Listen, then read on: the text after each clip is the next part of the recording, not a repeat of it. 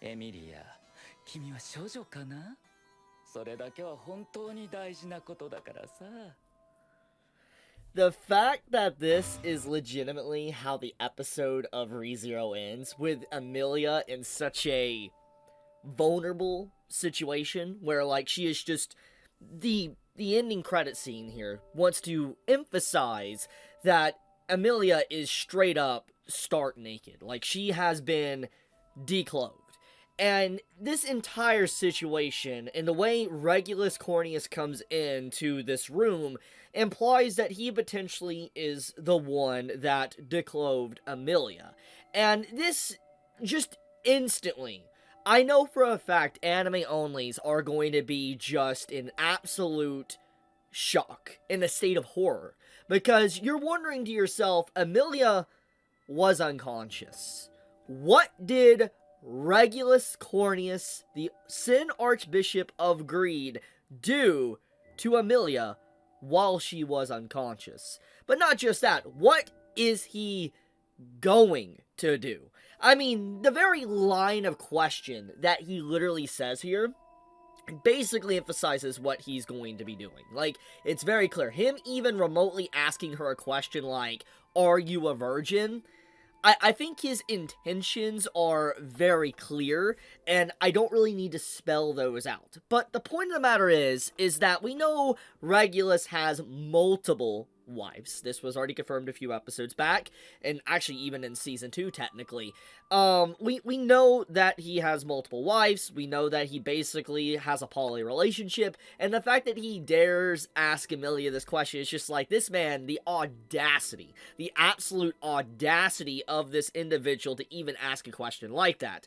Now, there is some things to really talk about that will bring this discussion to an interesting area, and that is Emilia being a virgin. Now, let's talk about that for a second. So, at the end of Season 2 of ReZero, for those that have forgotten, Emilia literally questions Subaru like, "Oh, what are we gonna do about the baby? You know, I'm pregnant, etc." You know, that's what she says to Subaru.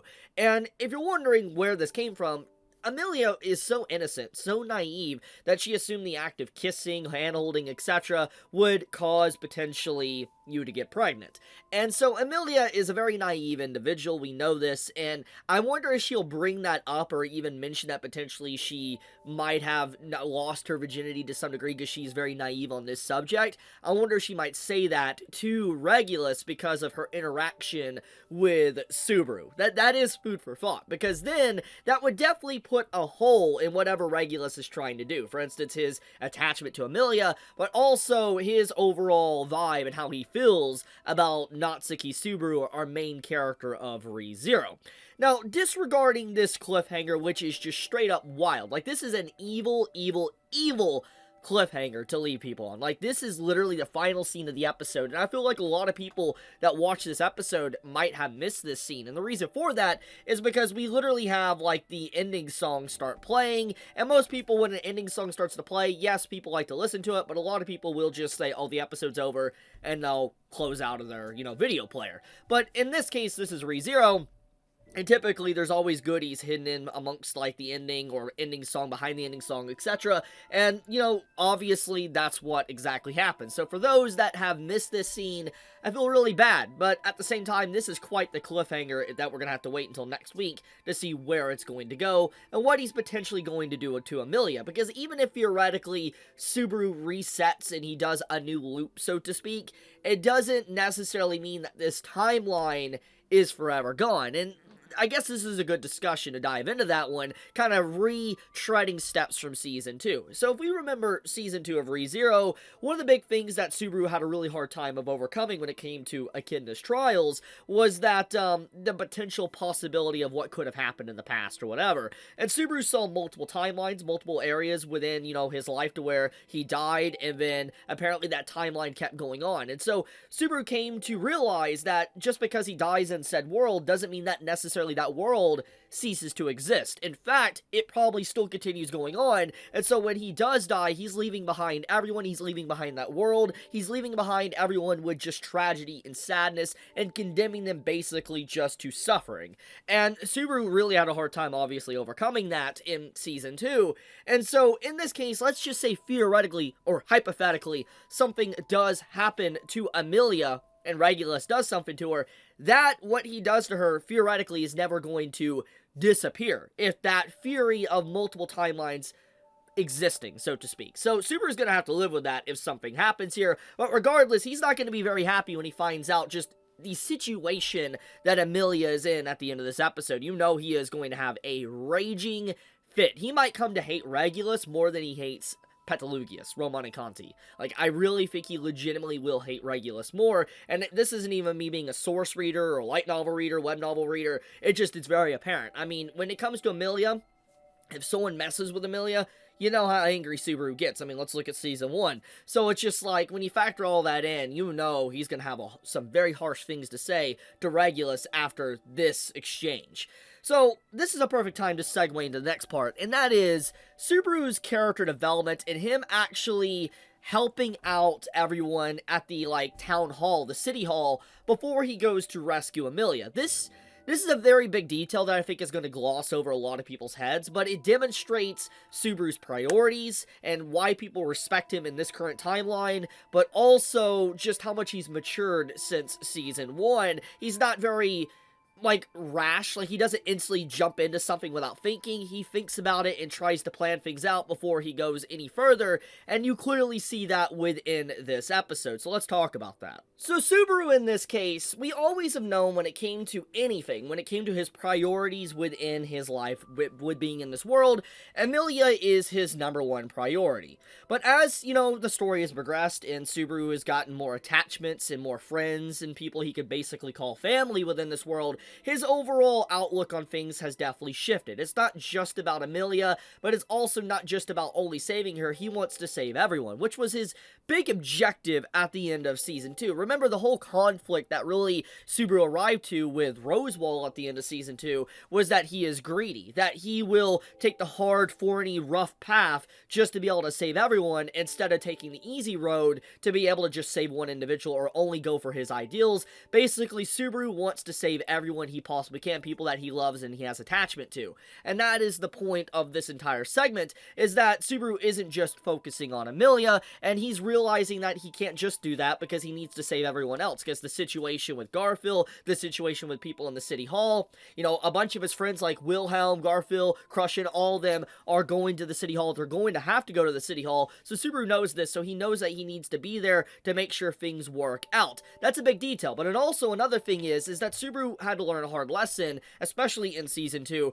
that he can't do everything on his own. I mean, he learned this in Season 1, but he also got more extension to that in Season 2. That, just because he has Return by Death, and just because he's capable of basically doing multiple loops and figuring things out, he still can't accomplish everything. He does have to rely on people to be able to do certain things that he just theoretically cannot, because he's only one person and he can only be at one place at one given time. And so in this case, that's what he's doing. He realizes that he needs to get this done first to make a safety net before he can be able to figure out what else is going on with these Sin Archbishops. It's a great extension to Subaru's character development.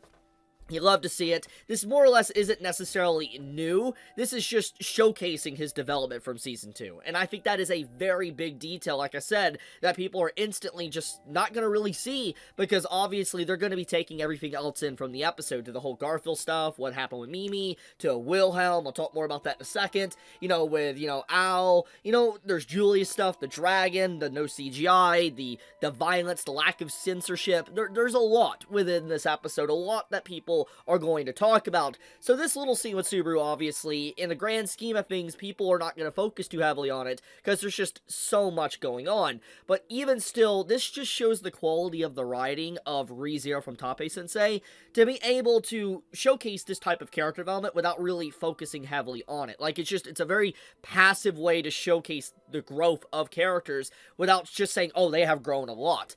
I like that. Anyways, let's talk about some other character development, and that is Garfield. He's been a very big spotlight basically ever since Season 2, especially in Season 3, and it really makes me very happy to just see how much focus Garfield has gotten, because he is a support character, obviously, and a side character, but he was very crucial and very important to Season 2, and obviously I've already talked about the, the reason why he left or why he didn't leave and all these other type of things with his mom and all that.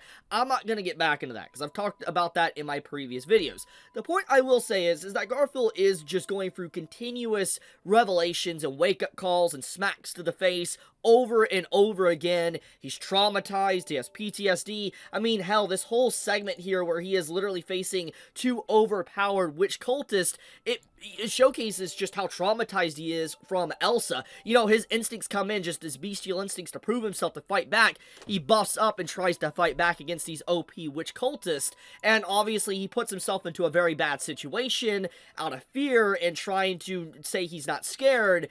And obviously, Mimi gets into harm's way. For instance, right when he is about to get slashed, Mimi rushes in and saves his life. It's a very important segment just to showcase that, Garfield is having someone that really cares for him and loves him and wants to be there for him. But also, Garfield, can't do everything as well, and he is very weak. This is shattering his reality, his very foundation, and this is what's continuously happening for these past few episodes, ever since Reinhardt and Garfield had their first meeting, that Garfield realizes that, yeah, he is not the strongest. I've said this already, but once again, this is reinforced within this episode, that Garfield really is a weakling, and the only reason why he's beaten some opponents in the past is thanks to luck, thanks to Subaru a lot, and he feels worthless, he feels inadequate, he feels like every time he tries to do something, people get hurt around him, and it's like, a little bit of Subaru's suffering has rubbed off on Garfield, and like this entire segment where he feels extremely responsible for Mimi getting hurt and potentially about to die, it is a very emotional moment, because it's like, we know how he feels about attachment. We know how he feels about people he loves. We saw this in other loops. Let's think about Ram. In one loop in Season 2, he tries to heal Ram and all that. We saw how he doesn't want to hurt people and stuff. We've seen this. And Garfield is he is strong physically, but emotionally weak, and he needs to build his emotional self up. And obviously, this is steps towards that. This is definitely what he needs to break and shatter that before he can pick himself back up, or just remain permanently shattered. Whatever direction his character takes, obviously, this is the stepping stone for that, for him to grow in either a bad or a good way. It just depends. But regardless, I love to see the spotlight he's been getting. I absolutely love the dynamic with him and Mimi, and I'm going to be blunt with you. When I was reading this arc in the light novel and the web novel, gonna be honest, I like the Garfield stuff, I like the Mimi stuff. I didn't really care too much about the relationship to the same degree as I care about it when it comes to this anime episode. Like, I want to be honest, the way it's depicted in the anime, it's probably because of the voice acting and the visuals really helping that. Like, the character acting is just incredible. Like, it is, oh my goodness, like, the character acting, I could talk for hours just about how insane White Fox is able to depict these characters with the art and animation without even words. But the point is that in the light novel and web novel, I didn't necessarily care too much about Mimi and Garfield's relationship, but just seeing this episode, it cements the fact that I like them a lot more, and the anime really is doing justice to a lot of scenes, and in fact, I think it's improving upon the source material in a lot of different areas. Now, it's been a while since I've read Arc 5, I want to be honest with you. I don't remember every single little detail, gonna be blunt. Obviously, when it comes to light novel or web novel adaptations into a anime, you know there's going to be things cut. So yeah, I'm willing to bet you if I really go back and want to do cross comparisons, there's definitely going to be some content that's probably not here anymore. But overall, the general vibe and gist of what is important to ReZero Season 3 is definitely still here. Definitely. I definitely see that. So overall, I think that's fine. There's definitely subtle hints and foreshadowing thrown in as well for those that want to pay attention. So yeah. Anyways, let's talk about the other really crazy scene. I want to talk about this. You know what? Since I'm seeing it, I actually want to talk about this. I really want to talk about this Subaru scene. Okay, I'm gonna hold off on a very important scene with the dragon and stuff. I gotta talk about the Subaru leg injury. So Subaru's leg is injured. pretty badly. We've known this since obviously the previous episode, but this episode really wants to highlight just how unnatural Subaru has become as an individual. And this showcases the effects that Return by Death has on him, but also what Echidna was going to potentially do to Subaru. And I talked about this in my Season 2 reviews, but I'm going to bring it back up since it's been a very long time. For those that are unaware and are anime onlys, don't worry, this isn't spoilers. Do not worry. This is just reminding people what happened, but also letting people know from a what-if story, which is not going to be adapted in an anime. So, Tape-sensei, the author of ReZero, does what-ifs every so often. He does it special, I think, for Subaru's birthday, I believe. I could be wrong there. Regardless, he does what-ifs. Like, he does, like, Greed what-if, he does Sloth what-if, you get the point. He does what-ifs for certain key moments within the story of ReZero. Like, there is a what-if to where, what if Subaru ran off with Rim in Season 1, when, you know, Rim and Subaru were having that moment and all that, and Subaru's like, hey, let's run off together. You know, there is a what-if if, you know, Rim would have accepted that and ran off with Subaru. And to make a long story short, Subaru had a good life, everybody obviously died, but he had a bunch of kids with Rim, and then he died of old age, and apparently, you know, he resets basically back to that moment once again, so he couldn't theoretically fully escape that loop, but he did live a long life with Rim and, you know, had children with her. And then there's a what if in Season 2 that happens, basically, where what if Subaru would have made a contract, so to speak, with Echidna? If he would have allowed Echidna to actually be able to leave her citadel, be able to, you know, see what's going on with Return by Death all the time, and she would basically fundamentally, you know, force him to use Return by Death anytime she wanted. You know, we get to see that what-if story, what would happen, and Subaru becomes very detached. He interacts with Elsa, he doesn't really look or act human anymore, he doesn't really care about the limitations of death anymore, he'll just die just to change the, or to know what's going to happen today with the weather. It just shows his complete detachment from humanity itself. And that's what would have happened to him. I mean, and it's a thing that is plausible to happen eventually to Subaru, because it's like, when someone dies, obviously that emotion is so deep and so ingrained in you, you know, it's something that's going to be traumatizing. But Subaru has a very unique perspective that nobody really can ever fully relate with, and that is, he can die multiple times, basically infinitely. And because of that, that means that he gets to experience an experience that is supposed to only be a one-time experience.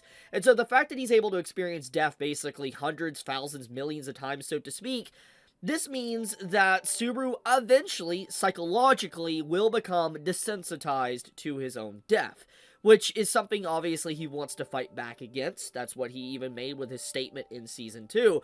But the harsh reality of the situation is, eventually, he will be desensitized. And we see those effects on display within this episode, that, you know, his pain tolerance is much higher than a normal person should be. For instance, his leg got basically halfway torn off.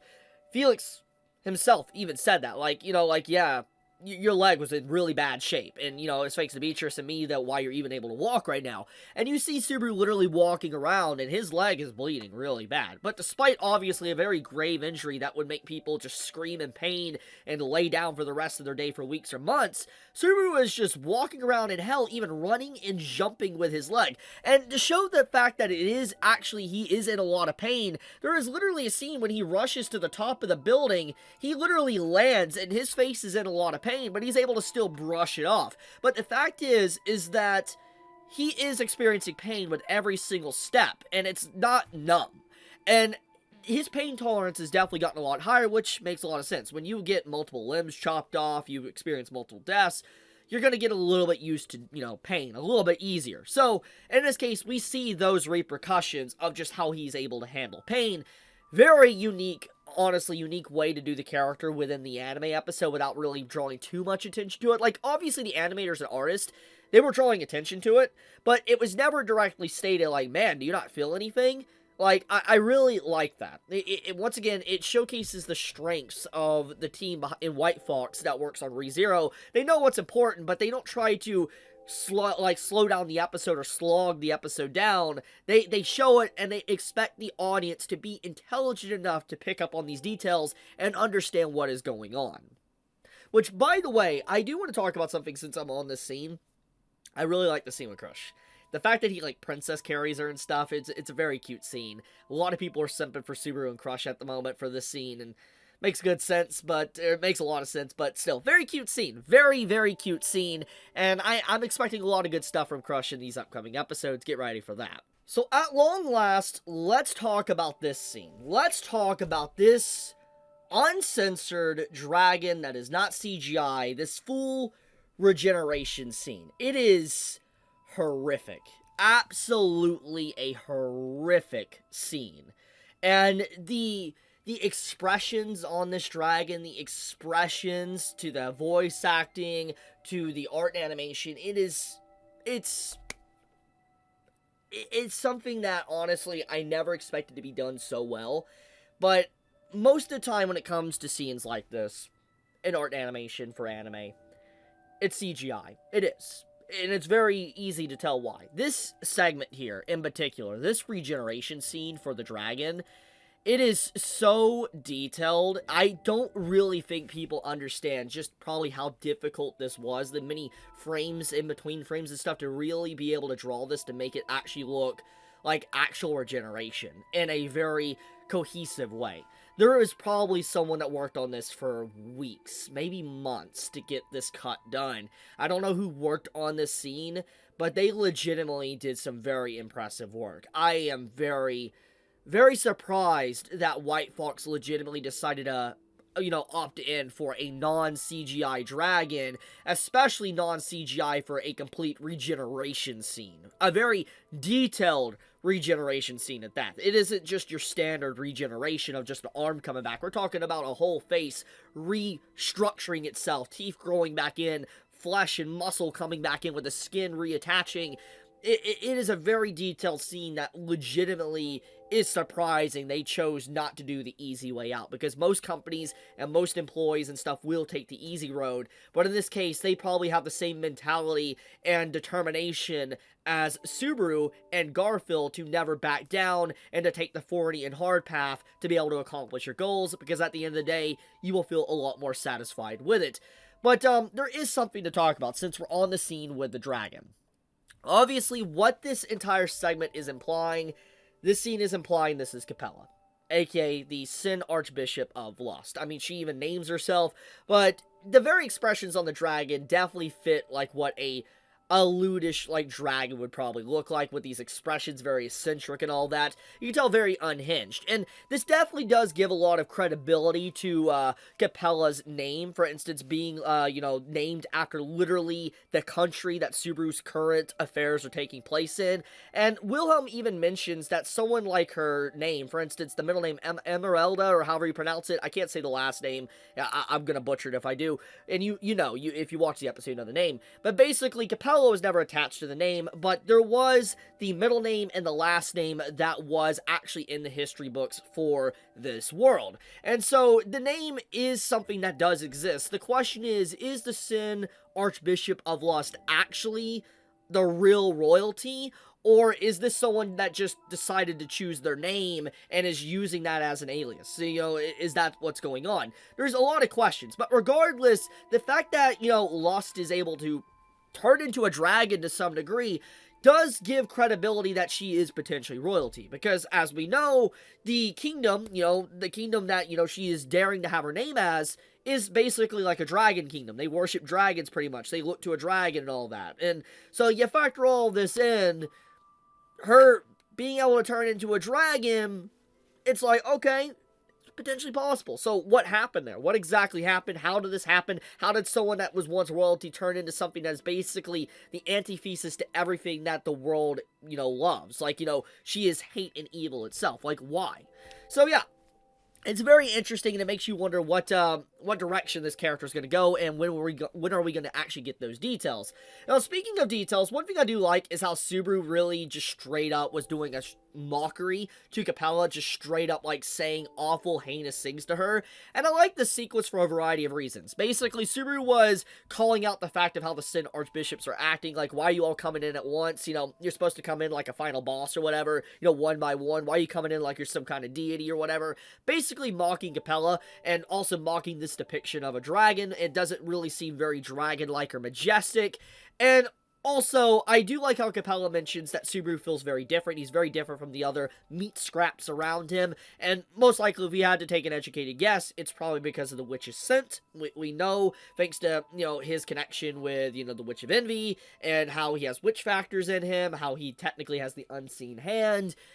His stench is probably horrific, basically, or very much in line with a Sin Archbishop. So Capella noticing this is once again just reconfirming what we already know from the Witch Cult and how they view Subaru. Anyways, I will say that speaking of Witch Cultists, we need to talk about these fighters here that are within this episode that Wilhelm fights. This is a very important scene, and I think a lot of people will not notice this, but Wilhelm mentions a death god, the divine protection of the death god. This has only been mentioned a few times, and so it makes a lot of sense why people would not recognize or know this, or remember this, because it is a very minor scene that happened in Season 1, that it's just, whoop, gonna go over people's heads. But Wilhelm, he mentions that his wife has the divine protection of the death god. Now, pause. We know, thanks to Season 1, that his wife is dead, or supposedly dead. But he does mention that, the wound from her that never heals technically is opened up, and is still there.